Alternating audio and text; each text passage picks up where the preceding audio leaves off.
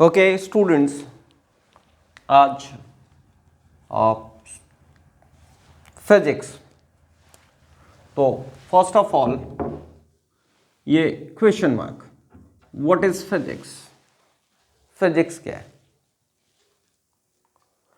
तो फिजिक्स जो है दैट इज सिंपल सी बात है, नेचर।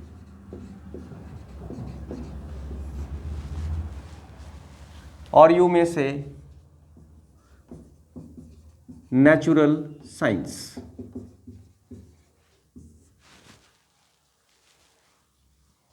या और अच्छे से समझो, laws of nature. Laws of nature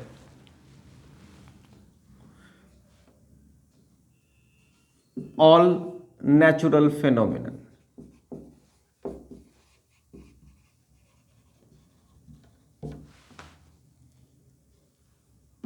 all natural phenomenon, जितने भी नेचुरल फिनोमिनन है, for example formation of rainbow,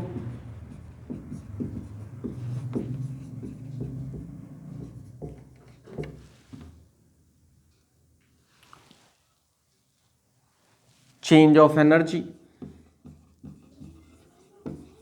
change of energy forms, why and you में से किस रूल से, दैट मीन्स किन लॉज से होता है ये सब, उसी को हम फिजिक्स कहते हैं। और फिजिक्स में मेनली जो है हम सब कुछ डीलिंग करते हैं, तो हमारे पास दो ही चीज़ निकल के आती है, that is mass and energy. तो हम बेसिकली इन्हीं दोनों चीज़ों को फिजिक्स में पढ़ते हैं, एनर्जी एंड मास। बाकी सब कुछ इनके कन्वर्जन पे डिपेंड करता है। एनर्जी मास में भी चेंज होता है, मास भी एनर्जी में चेंज होता है, ठीक है। फर्दर बहुत डीपली अगर पढ़ते हैं तो पता लगता है कि एनर्जी जो है यही सब कुछ है, बाकी कुछ है ही नहीं, क्योंकि मास जो है वो एनर्जी का ही एक टाइप का फॉर्म है। मास मतलब एनर्जी ही मास में कन्वर्ट हो जाता है, मतलब मैटर बन जाता है, और मास भी एनर्जी में कन्वर्ट हो जाता है। तो ओवरऑल ये दोनों इंटरकन्वर्टिबल हैं, और बट बहुत सारी चीज़ें हैं। तो आज हम थोड़ा सा बेसिक पढ़ेंगे कि है क्या। ह्यूमन जो है बस एक ही चीज़ की क्यूरियोसिटी उसको होती है, ये क्यों होता है, वो क्यों होता है, अगर होता है तो किस कारण होता है, और कारण क्या है, कारण भी है तो क्यों है, और बेसिक रूल्स क्या है, वो रूल्स के पीछे ही भागता है कि कुछ ना कुछ कारण तो होगा। जो ये छोटा वर्क है इसमें भी वही चीज़ है, बड़े वर्क में भी वही चीज़ है, तो बेसिक क्या है। तो वही आपके लॉज को स्टडी करना, दैट इज फिजिक्स। और हम हर चीज़ को क्या करना चाहते हैं, मेज़र करना चाहते हैं। एक छोटी सी हमारी एक कंपैरिजन वाली एबिलिटी है, एबिलिटी क्या कह लीजिए, कंपैरिजन वाली सिंपल सी चीज़ की कंपैरिजन करना ही है। कोई मजबूत है तो कितना मजबूत है, उससे मजबूत है या इससे मजबूत है, यही सारी चीज़ें। तो उसके लिए हमें क्या करना पड़ता है, मेज़रमेंट करनी पड़ती है। और मेज़रमेंट किसकी होती है, तो मेज़रमेंट जो होती है वो होती है फिजिकल क्वांटिटी की, फिजिकल क्वांटिटी की। तो फिजिकल क्वांटिटी क्या होती है, तो फिजिकल क्वांटिटी वही होती है जिसकी मेज़रमेंट हो जाए। जिसकी मेज़रमेंट नहीं हो पाएगी वो फिजिकल क्वांटिटी नहीं है। फॉर एग्जाम्पल अगर आपसे पूछा जाए कि आप कितने खुश हो, तो आप बता ही नहीं पाओगे, क्योंकि उसकी कोई यूनिट ही नहीं है। इतने खुश हो, इतने खुश हो, बस ऐसे ही करते रह जाओगे, ठीक है। छोटे बच्चे से पूछोगे कितना खुश है, तो कहेगा इतना खुश हो। अब इतना क्या है, वो नहीं है मेज़रमेंट हमारे पास। हाँ, लेकिन हाँ हम ये कह सकते हैं कि हाँ तुम्हारा वेट कितना है, तुम्हारी लेंथ कितनी है, तो उसकी मेज़रमेंट है हमारे पास, उसकी यूनिट बन चुकी है। लेकिन अभी हमारे पास इमोशंस की, फीलिंग्स की, ठीक है, इनकी हमारे पास मेजरमेंट की यूनिट अभी नहीं है, हमारे पास अभी ट्रिक्स नहीं है उसके मेजर करने के, मशीन्स नहीं है, ऐसे भी समझ लीजिए। तो दैट इज फिजिकल क्वांटिटी, वो क्वांटिटीज हैं जिनकी मेजरमेंट हो सकती है।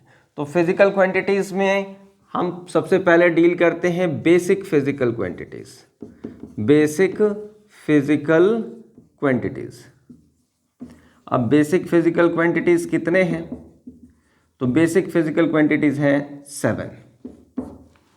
7 बेसिक फिजिकल क्वांटिटीज हैं, और बाकी और भी जो फिजिकल क्वांटिटीज हैं जिनको आप मेजर करते हो, फॉर एग्जांपल स्पीड, स्पीड तो जानते ही हो, मेजर करते हो, लेकिन ये बेसिक नहीं है, क्योंकि स्पीड जो होता है वो आपको पता है डिस्टेंस अपॉन टाइम होता है।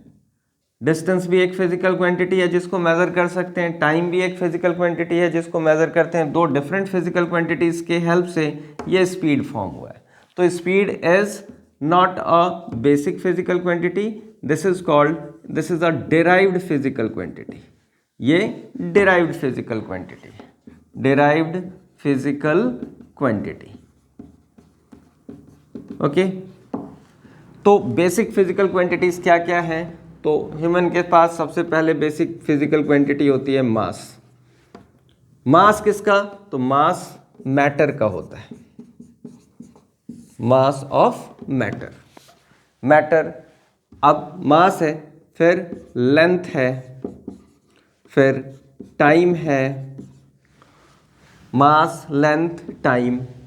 After that you may write temperature,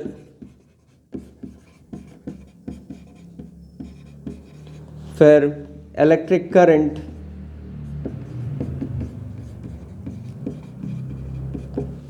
one two three four five.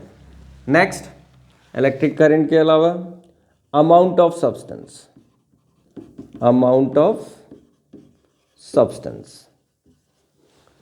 Next, luminous intensity. ये आपके 1 2 3 4 5 6 7 ये बेसिक फिजिकल क्वांटिटीज ह्यूमन ने फॉर्म किए हैं, ठीक है। तो दैट इज मास। मास क्या है? तो मास की यूनिट क्या है? यूनिट मतलब इंटरनेशनली जो एक्सेप्टेड यूनिट है वो SI सिस्टम ऑफ यूनिट्स है, दैट इज मास की यूनिट है किलोग्राम, सिंबल kg। लेंथ की यूनिट है मीटर, सिंबल m। टाइम की यूनिट है second, symbol s।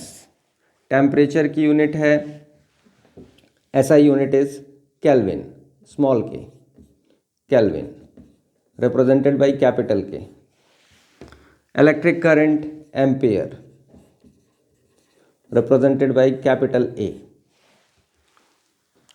Next, amount of substance that is mole, MOL. Luminous intensity that is candela, this is CD. Candela, luminous intensity. अब बात आती है, हम dimensions लिखते हैं। क्या लिखते हैं? डायमेंशंस। तो डायमेंशंस में क्या करते हैं? मास के लिए हम स्क्वायर ब्रैकेट में, for mass it is written capital M, square bracket में। लेंथ का dimension we write capital L। Time का dimension that is we write capital T। Temperature that is capital K। Electric current capital A, square bracket में। Square bracket में लिखोगे that becomes dimensions of the physical quantity. Amount of substance square bracket में mole. Luminous intensity that is candela. Luminous मतलब brightness से related है, ठीक है। तो ये बेसिक फिजिकल क्वांटिटीज है 7, और 2 सप्लीमेंट्री है, 2 सप्लीमेंट्री। टू सप्लीमेंट्री जो है वो है एक प्लेन एंगल, प्लेन एंगल मतलब ये एंगल जो फॉर्म होता है plane angle, that is represented by theta, ये प्लेन एंगल है और इसकी यूनिट है आपके पास, इसकी यूनिट है रेडियंस। उसके बाद है solid angle, solid angle that is ऐसा समझ लीजिए जैसे ये हमने ले लिया ये सेंटर, और जैसे तरबूज काट लेते हैं ना बीच में से, वैसा एक स्लाइस निकाल लिया तरबूज का, तो ये जो एंगल बना this is solid angle. Solid angle that is, इसकी ऐसा यूनिट है स्टेरेडियन, स्टेरेडियन। अब बात समझिएगा, यहां तक क्लियर हो गया। नाउ ये जो डिराइव फिजिकल क्वांटिटी है that is speed is equals to what, distance upon time.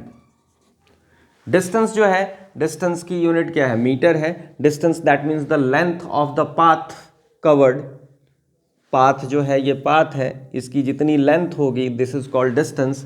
तो लेंथ जो है वो मीटर में मेजर होता है। अगर मैं डायमेंशन ऑफ स्पीड लिखूं तो मुझे डायमेंशन ऑफ डिस्टेंस लिखना होगा, तो this is capital L. Dimension of time लिखना होगा तो दिस इज कैपिटल टी। और अगर मैं इसे पावर्स के फॉर्म में लिखूं तो this is L raise to, और ये टी रेज टू व्हाट, ये 1 है, न्यूमरेटर में ले जाऊंगा -1, एल टी रेज टू -1। ये स्पीड की डायमेंशन हो गई। अगर यूनिट लिखना चाहें ऐसा यूनिट ऑफ स्पीड, ऐसा यूनिट ऑफ स्पीड, तो मैं इस डायमेंशन फॉर्मूले की हेल्प से मैं लिख सकता हूँ। लेंथ की यूनिट मीटर, टाइम की यूनिट सेकंड मतलब पर सेकंड, और यू में राइट मीटर पर सेकंड, ऐसे लिख सकते हैं। ऐसा unit of speed as metres per second. Similarly आप डायमेंशंस बाकियों का भी निकाल सकते हो। दैट मीन्स अगर मैं डायमेंशन निकालूं किसी और का, दैट इज चार्ज या इलेक्ट्रिक करंट, आपको पता है इलेक्ट्रिक करंट। इलेक्ट्रिक करंट क्या होता है, चार्ज अपॉन टाइम, मतलब flow of charge, charge flowing per unit time. तो ये Q for charge, small t for time, electric current this is represented by capital I। अब बात समझिएगा, अगर मैं चार्ज की यूनिट निकालूं, charge, charge is equals to क्या हो जाएगा आपके पास, करंट इनटू टाइम। तो चार्ज की अगर मैं डायमेंशन फाइंड आउट करूं तो that becomes charge is equals to, this is current is capital A, time is what, capital T। तो dimension of charge is AT। तो ये थोड़ा सा मैंने इंट्रोडक्शन दिया है, डायमेंशन, फिजिक्स क्या है, मास एनर्जी रिलेशन, और बेसिकली जो फिजिक्स है वो लॉज ऑफ नेचर को स्टडी करना है, और जितने भी फिजिकल, जितने भी फिनोमिनन होते हैं उन सब को एक्सप्लेन करने के लिए पर्टिकुलर लॉ होता है जो नेचर फॉलो करता है। मतलब एक तरह से समझ लीजिए नेचर के लॉज को पढ़ना ही फिजिक्स है। फिजिक्स को इसलिए हम नेचुरल साइंस भी कहते हैं। और सबसे ज़्यादा यूज़फुल चीज़ ये है कि हम एनर्जी का कन्वर्जन एक फॉर्म से दूसरे फॉर्म में with the laws of nature ही कर पाते हैं, जो कि ह्यूमन हमेशा ढूंढता रहता है कि इस एनर्जी फॉर्म को दूसरे एनर्जी फॉर्म में कैसे कन्वर्ट करते हैं। That's all. आज छोटा सा इंट्रोडक्शन था, अब आप लोग इसको पढ़ना समझना, ठीक है। That's all for today.